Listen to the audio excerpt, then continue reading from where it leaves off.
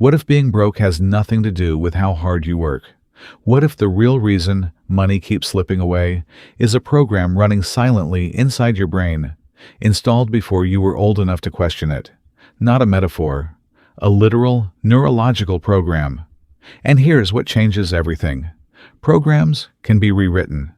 Neuroscientists have confirmed what spiritual teachers have known for centuries. 95% of your daily decisions, including every choice you make about money, are not driven by your conscious mind. They're driven by subconscious programming, patterns laid down in childhood, hardened into what your nervous system considers normal. And for most Americans, that normal is scarcity. Think about what you absorbed growing up.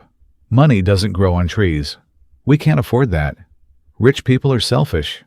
You heard those messages hundreds of times before you were 10, and your brain did exactly what it was built to do. It believed them, stored them as truth. Now, decades later, those childhood downloads are quietly running your adult financial life, capping your income, creating invisible ceilings, making you sabotage opportunities before they fully arrive. This is the scarcity program, and most people carry it their entire lives without ever knowing it exists.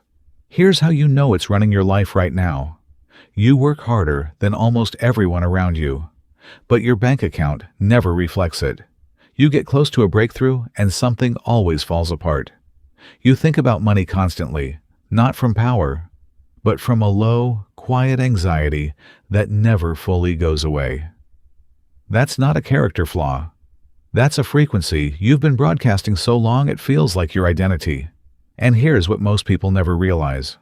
The scarcity program doesn't just affect how you feel about money. It affects what money does around you.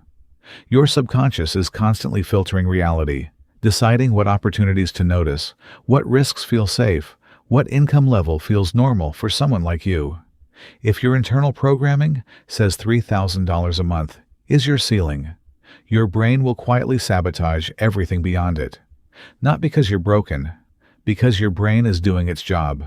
The work now is to change what it believes. Here's the principle that rewires everything. Identity comes before income. You cannot sustainably earn beyond your self-concept. Your internal story about who you are and what you deserve works like a financial thermostat, always pulling your results back to what feels familiar. Most people try to change their income without ever touching their identity. More hustle, more strategies, more hours, and nothing sticks. You cannot outwork a broken thermostat.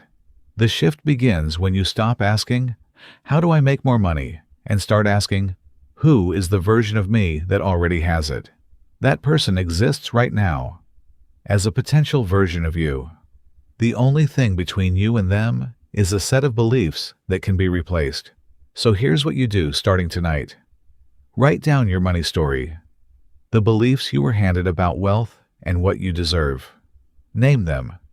You cannot change a story you've never looked at directly.